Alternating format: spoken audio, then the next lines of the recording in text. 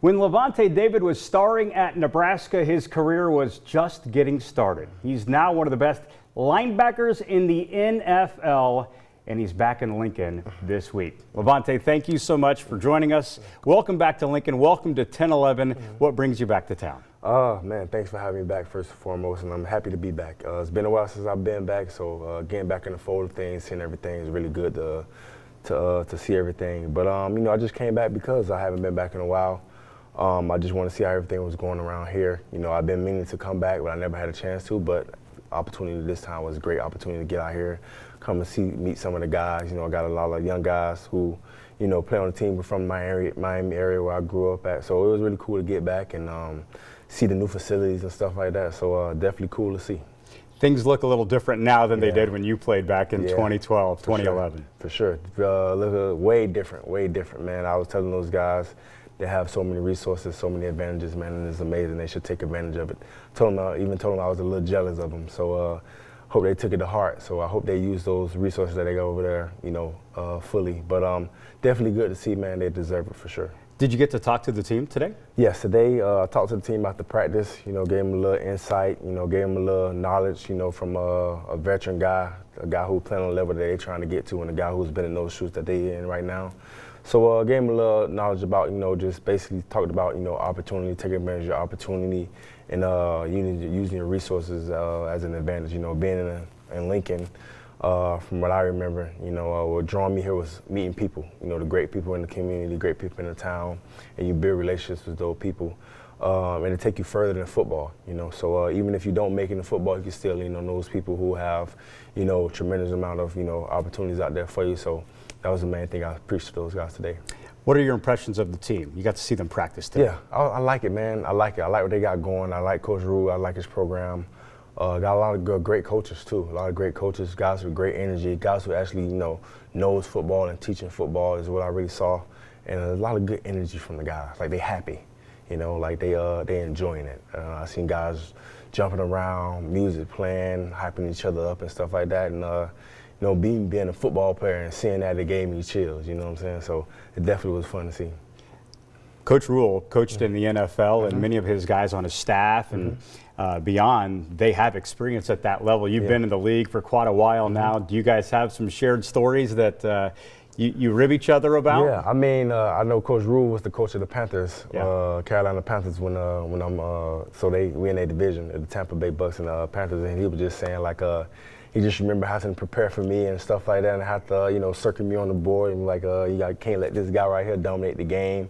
And from him, the coaching at my alma mater came around full circle. Now I get to have a good relationship with him. It's really cool to see, man. And, he's a great coach, man. And, he's doing great things. You've seen it, by the way. Last season we won a bowl game, even though it wasn't the best record. But you saw the guys out there having fun, playing their hardest for him, and that's what I want to see. So you followed the team? Yeah, for sure. I followed the team, man. I've been following the team since I left. You know what I'm saying? A lot of people, get on me about it. I know on my Sunday night football thing, I don't say they don't hear me saying my alma mater. They don't hear me saying Nebraska.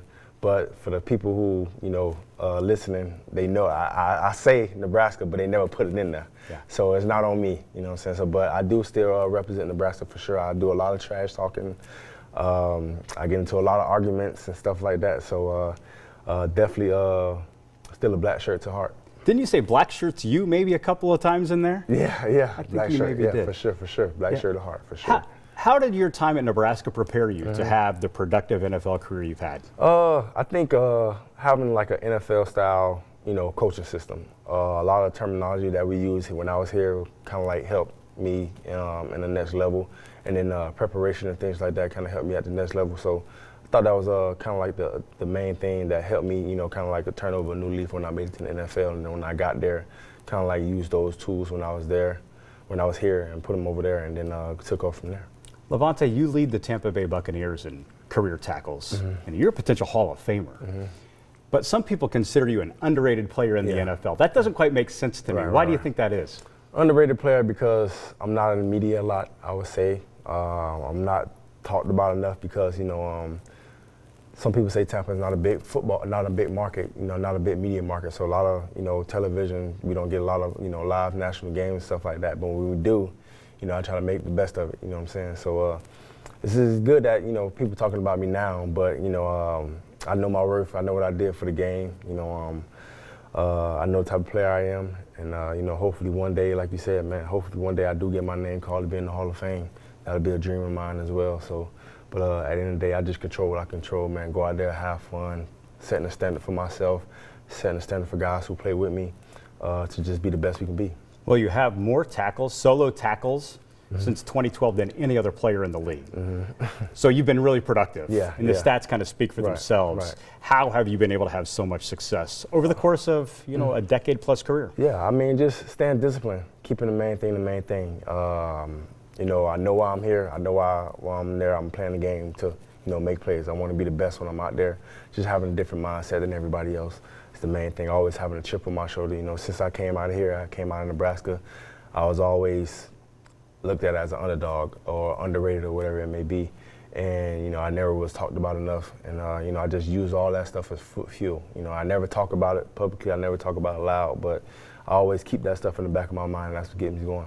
Yeah, this offseason you decided to sign a one-year deal. You're still playing. I think your quote at the time was, still have more football ahead. Still football. Still have football. Something like that. Yeah, still have more football ahead. Going on year 14 with the same organization is a big blessing in itself. But just going into year 14, man, playing a physical game is definitely a blessing. I give God all the glory for that.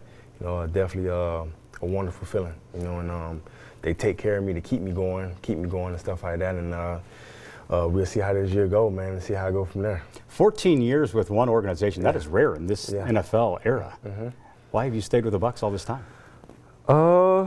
It was at one point in my career, when Tampa, we wasn't the best football teams, and I think we was going through a culture change.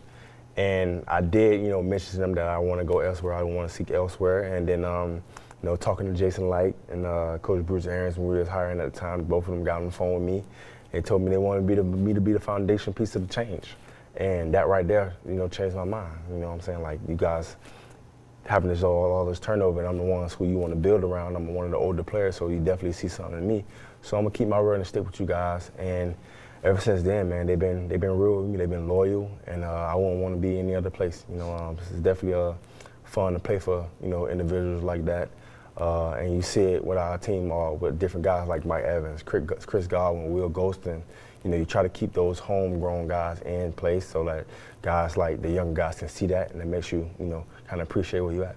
13 years, All-Pro, more than 1,500 tackles. What's been the Super Bowl champion, by the way? Yeah. Like, what's been the highlight of it all? Football-wise, or any of it? The whole experience, what you've accomplished on the field. Oh man, the highlight really would say going through those bad years in Tampa, and then being a part of the turnaround. So like for me, myself personally, I feel like I was a part of that because they wanted me to be a part of it. So I was the one who helped turn around and see all the good things of, playing in the NFL, going 8 straight years without making the playoffs, without having to win the season, and then out of nowhere, win the Super Bowl, made the playoffs 5 years in a row. Incredible feeling, man. I just get a thrill about like just being a part of that turnaround, and just really seeing what it's like to have success in the NFL as a football team. Right. Yeah. Let's talk about the NFL draft, because the draft starts and you're a second-round pick in 2012. What do you remember about the night you got your name called? Oh man, I remember it was a little speculation going on the first night that my name might get called in the first round. So I was back home in Miami with my family. And we had a little small gathering because we wasn't really sure that it was going to happen. But we had a little small gathering just in case it did happen. But it didn't happen. And then the next day, the gathering got bigger, obviously, because, it was a guarantee that I'd go on the second day. And then I just remember sitting on the couch and then looking at an 813 number pop up. At the time, I didn't know what area code 813 was or whatever. And then I was like, I looked at my agent and I was like, 813. He was like, oh, that's Tampa. I'm like, Tampa, that's back home, that's Florida. So I answered, and it was Greg Schiano and Mark Dominic telling me how proud I am, how proud they are of me, and excited to have me a part of the organization. I just remember tears coming down my eyes, and then looking at my mom, and then when I told everybody, like, I'm going to Tampa Bay, the whole house erupted, man, and this just was an incredible feeling. And then watch it them announce the pick on his TV screen was an incredible feeling, man. One of those top 5 feelings for sure. That's awesome. Yeah. For those guys that are waiting to hear their name called this weekend, Yeah. can you explain to me what the Yeah. emotions that they are maybe feeling in Yeah. the moments Right. as they're about to find out Right. what their future looks like? Be patient, man. You gotta be patient because you don't know. You don't know. Don't get all riled up. You know what I'm saying? Be patient. You know, your name will get called. You know, whether it's being undrafted or whether it's being drafted. And then it's that opportunity. Once you get the opportunity, you take full advantage of it. Don't take it lightly, man. Just use it. If you don't get drafted, use it as fuel. And if you do get drafted, you know, kind of like take it all in with your family because it's a once-in-a-lifetime moment, and go from there. Lastly, what's there left for you to accomplish, Lavonte? Yeah. What's there left for me to accomplish, man? Just giving my all to the game. You know, I feel like you said, man, I feel like just going on year 14, I feel like I have more to give to the game, and I'm just trying to exhaust it all in the game. You know, I love the game. I love sports. I love the game of football, and I feel like I got a little more in the tank, so I just want to try to give it my all. Playing football opened a lot of doors for me, and I definitely appreciate the game, so I'm just trying to give it my all while I'm in it. He's Lavonte David. He's one of the best. We appreciate your time so much. Yes, Thanks for Thank being you, here. For sure. Thank you.